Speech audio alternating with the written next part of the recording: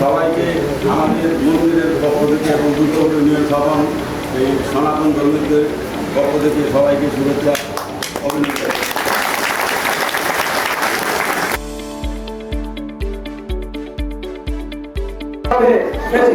সরকার চলে গেছে, তাদের রাষ্ট্রীয় অবস্থান নাই।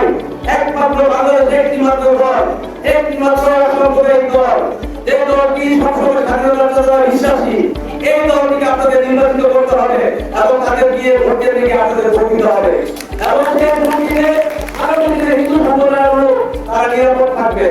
আমাদের দল জাতীয়তাবাদী দল। তাই আবারও আপনাদের এই আজকের যে সমাবেশে উপস্থিতির জন্য আমি ব্যক্তিগতভাবে দুর্গাপুর ইউনিয়ন বিএনপি অঙ্গ সহযোগী সংগঠনের পক্ষ থেকে এবং চাপাইসার উপজেলা বিএনপির পক্ষ থেকে কৃতজ্ঞতা ধন্যবাদ জ্ঞাপন করে আমার বক্তব্য এখানে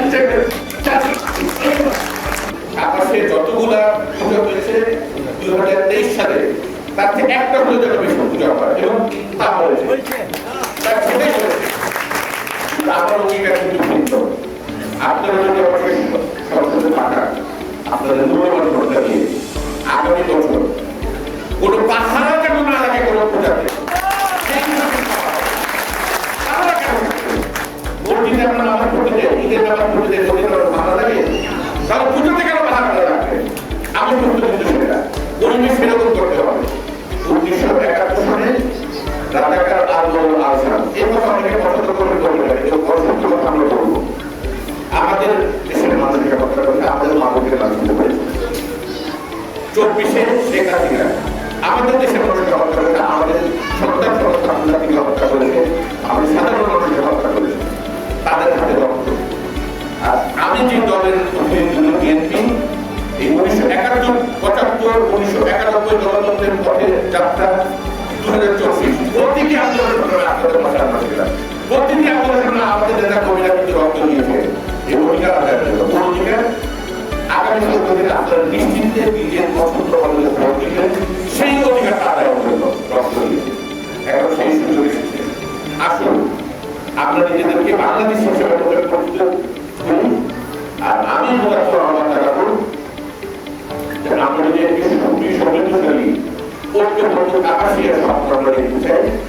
আসুন আমাদেরকে আস্থায় লোক আপনারা ধর্মীদের বিরুদ্ধে অর্থটা আমাদেরকে আসতে এসেছে। আমি জানি আপনাদেরকে ভালোবাসতে, আমি কাজী সরকার তাদের রক্ত হয়েছে আমার গায়ে। আমি আপনাদেরকে অঙ্গীকার করছি তার যারা অসম্পূর্ণ তার স্বপ্ন অসম্পূর্ণ স্বপ্ন সব আমি আপনাদেরকে সাথে নিয়ে গেল তাছাড়া দিলে পারবো না। শান্তি শৃঙ্খলা কাপাসিয়াতে যেন বজায় থাকে, কারো প্রতি যেন বৈষম্যমূলক আচরণ না করা হয় এবং মাদকের কালো খায় আমি যেখানে আছে বলছি আপনাদের পরিবারেরাও আপনারা দেখছেন অনেকে মাদকের আমাদের আশেপাশে অনেকে মাদকের করার কাছে এই মাদকের কারণে পরিবারটা শেষ হয়ে যাচ্ছে, জীবন তত্ত্ব হয়ে যাচ্ছে। কাপাসিয়াকে মাদক মুক্ত করবো যদি আপনারা